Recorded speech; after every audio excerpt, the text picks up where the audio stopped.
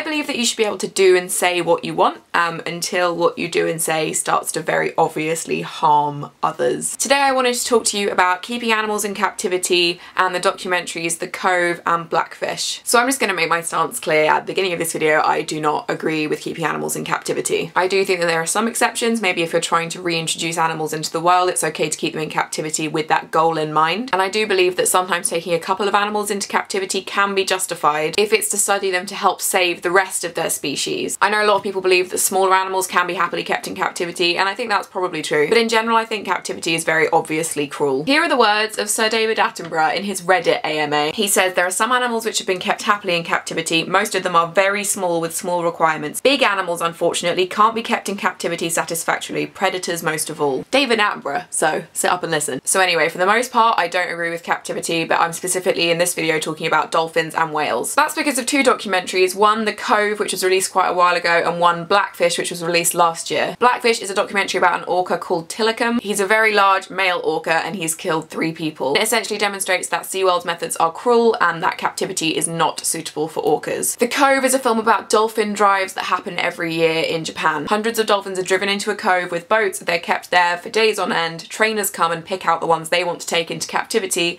Then the rest of the dolphins are usually slaughtered for meat. Sometimes they are driven back out to sea. The slaughter is incredibly cruel. They are stabbed until they just bleed out. These drives happen every year. There's actually one happening right now as I'm making this video and probably as you're watching this video. Basically, my advice is to watch these documentaries. There are lots and lots of really good documentaries about keeping animals in captivity, but for this particular issue, those two are the main documentaries I'd recommend. Obviously, these documentaries were made for a purpose, to give a certain message. Obviously, they are activist propaganda, but they are activist propaganda with a lot of facts in there. So be informed, watch the documentaries, but do your own research. Because even if parts of these documentaries have been dramatised, you still end up coming to the same conclusions. SeaWorld are pretty pissed off about Blackfish, and they've been coming out with these statements. They're basically just trying to disprove the stuff that was said in the documentary. They haven't sued them though, which would be the very obvious course of action if they could prove that Blackfish were telling lies. Anyway, here are some basic facts. Dolphins and whales are extremely social. They tend to live in the same groups all their lives and stay with their families. When orcas have been separated from family members, they've been known to be extremely distressed and basically do the whale equivalent of crying. Orcas are highly intelligent. They seem to be more emotionally developed than we are because they have an extra part of their brain. So basically that could mean that they have much more emotionally complex lives than us, and they might feel and experience emotions that we don't feel. Orcas have been known to swim up to 100 miles a day in the wild. Orcas have never killed a human in the wild. The only known attacks have been when they've mistaken humans for seals. Orcas in captivity have killed people and attacked dozens. Based just on those facts, I don't think that captivity is the right place for dolphins and whales. SeaWorld. Oh, SeaWorld. Their attempts to try and refute Blackfish's claims are laughable. They frequently reference common film editing practices as lying. They're like, but they put this bit of footage with this bit of audio and that's not how it really happened. No shit, Sherlock. Welcome to Intro to Filmmaking. They describe their whale enclosures as state-of-the-art. You can see very clearly from photographs and from visiting SeaWorld that they're essentially glorified swimming pools, and they're not that glorified. Obviously, compared to the whale's natural habitats, they are tiny. They describe themselves as animal rescuers despite the fact that their original orcas were all taken from the wild when they were perfectly happy and healthy. They try and defend themselves by saying that they haven't taken any from the wild recently, but that's only because they have so many in captivity already that they just breed them. Taking happy, healthy wild animals and putting them in small enclosures and making them perform for the public, I wouldn't really call that animal rescue. They describe their research on whales as beneficial to those in the wild. How orcas and almost all other large animals live in captivity is so far from how they live in the wild. You obviously can't expect to learn properly about natural behaviours from extremely unnatural situations. There are so many dolphins and whales in captivity all over the world right now, and unfortunately, despite how cruel it seems, SeaWorld's whales and dolphins are probably doing the best out of all of them. In the UK, we realised how cruel and unnecessary it was to keep dolphins and whales captive 20 years ago. The US has the highest number of captive whales and dolphins of any country in the world. If you want to help, as I said before, watch Blackfish and The Cove, but also do your own research. Support organisations that are trying to protect dolphins and whales. I'll put links to them in the description. Don't stop talking about this. Don't let anyone forget about it. Don't go to SeaWorld.